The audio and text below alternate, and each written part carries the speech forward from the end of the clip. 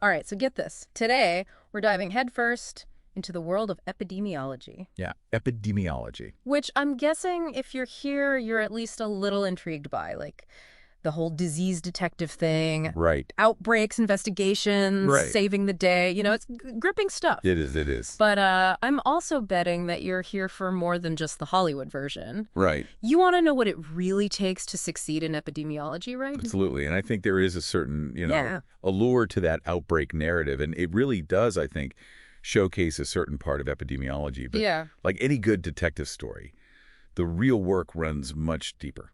Okay, so let's unpack that then, because our sources paint a pretty diverse picture of what epidemiologists actually do. Yeah, So it's not all hazmat suits and like frantic lab tests. definitely not. Okay. I mean, while outbreaks are absolutely a part of the job, I think it's important to remember that epidemiology, as a field, really encompasses a huge swath of public health issues. We're talking everything from chronic diseases like heart disease, cancer, to Wow. environmental hazards. We can even think about air pollution and its Right. role in respiratory illnesses, for example. Right. Um, and I think the really fascinating part is that this field, isn't just about reacting to health crises as they pop up. It's about digging for clues to prevent them in the first place. So it's less about chasing ambulances and more about understanding the roadmap of how these health issues even arise. Exactly. Like preventing the crime before it happens, almost. Yeah, one of our sources describes epidemiologists as kind of like public health detectives, I like that. which I think is a really apt description. Yeah.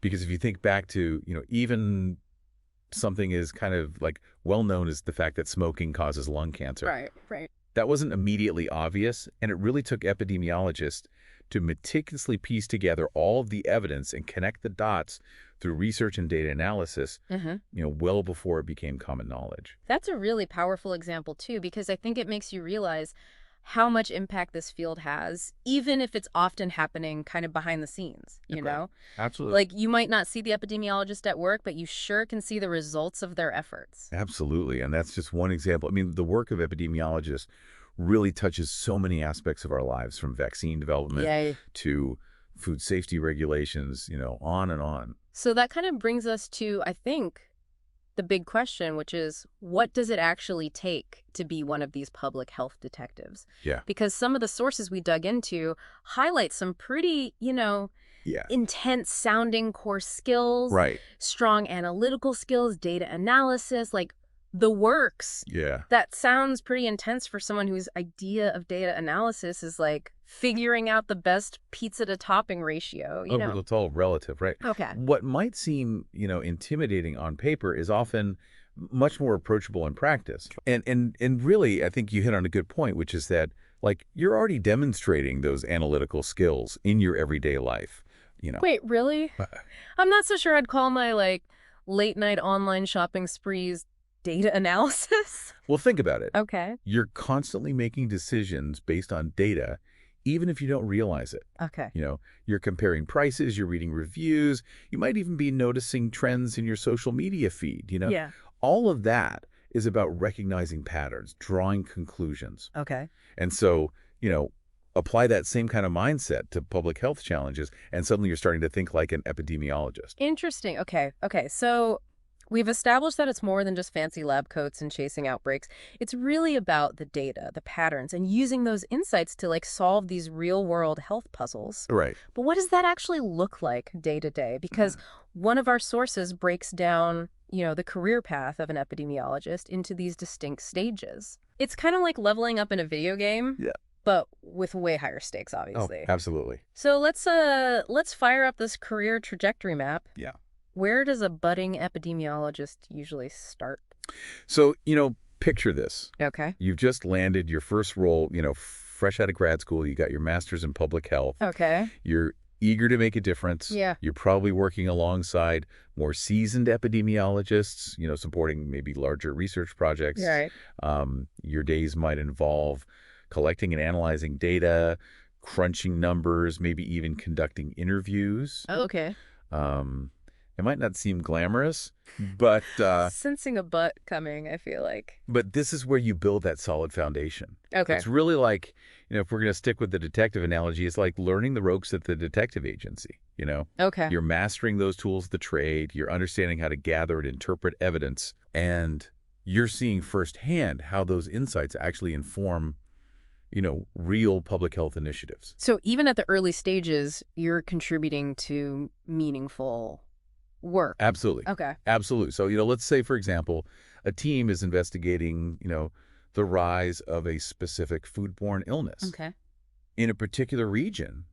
Well, your role, even those early stages, in collecting and analyzing data on those affected, their demographics, their eating habits, where they bought their groceries, that could be crucial in actually pinpointing the source of that outbreak Wow. and then preventing further cases. Okay, so no pressure or anything, right? Right.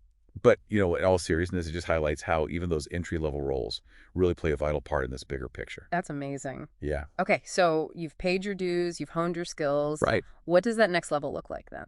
So as you progress, you gain more responsibility. You start to kind of take more independent action. Yeah.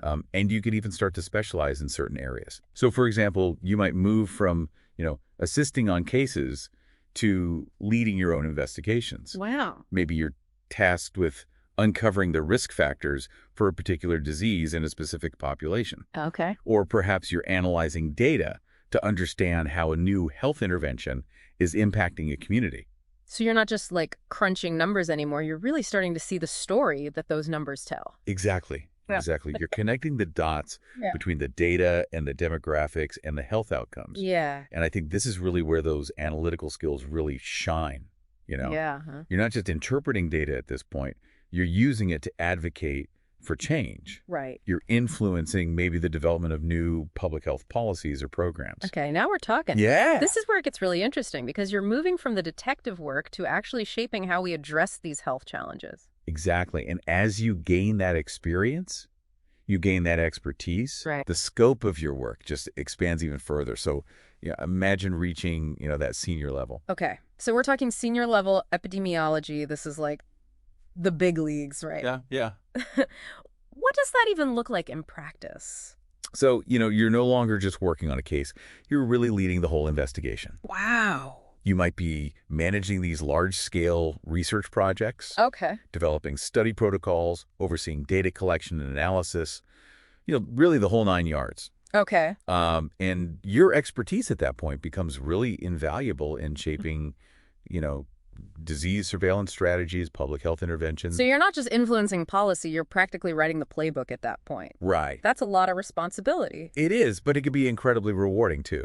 I bet. Yeah. Imagine seeing your research published in, really prestigious medical journals, presenting your findings at international conferences, Wow.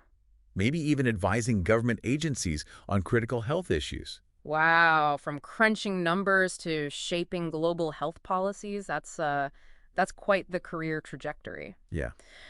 But let's be real for a second. It all sounds a bit intimidating too, Yeah. A lot of our sources are mentioning advanced degrees, fierce competition for jobs. Right. What advice would you give to somebody who's listening to this thinking, man, this is amazing, but how do I even get started? Yeah. So I think, it's true. Breaking into epidemiology takes a lot of dedication, Yeah. but passion, I think, goes a really long way. Okay. And so, first and foremost, you really want to focus on building that strong foundation. Okay. So pay attention to those biology and statistics classes. Yeah. Those aren't just for good grades. I mean, these really are the building blocks of this entire field. So no skipping stats class to binge watch, medical dramas then. Probably not the best strategy, but Yeah.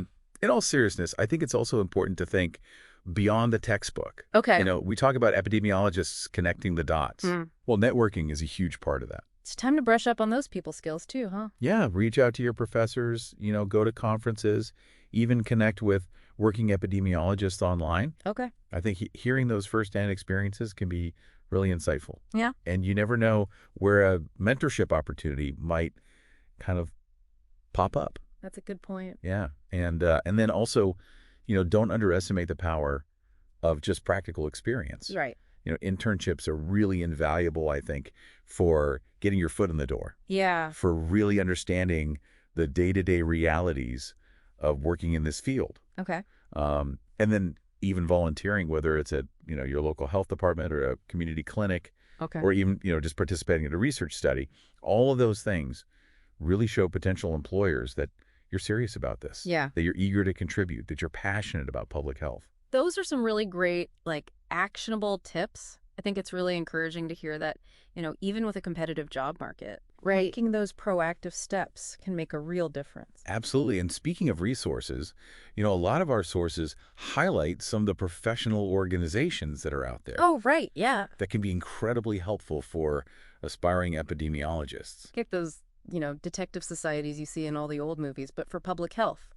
No, maybe not exactly like that. Okay. But, these organizations really offer a wealth of resources. Okay. Everything from conferences and webinars to networking opportunities, job boards. Wow. They can even just help keep you updated on the latest research, the latest trends in the field, because it's a field that's constantly evolving. That's such a good point. I think sometimes people think of scientific fields as being very static, but, Right. epidemiology, like you said, it's constantly adapting to new challenges, new discoveries.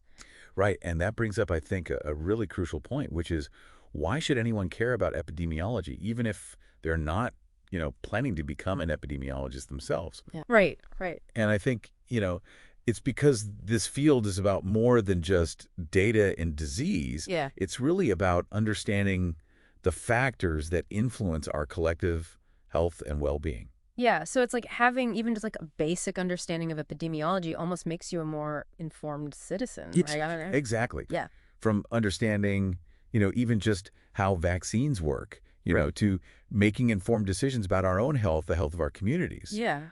Really, the work of epidemiologists touches our lives in countless ways, That's a really good point. And as we face, new and even evolving health threats, Right. whether it's the rise of antibiotic-resistant bacteria or, the health impacts of climate change, Right. Those are big ones. the role of epidemiology in understanding and addressing these challenges is only going to become more and more crucial. Yeah. It really makes you think what other factors might be out there that could shape, the future of this field. Right. And what role will epidemiologists play in, shaping a healthier future for all of us? It's pretty amazing. Absolutely. Now, those are some questions worth pondering.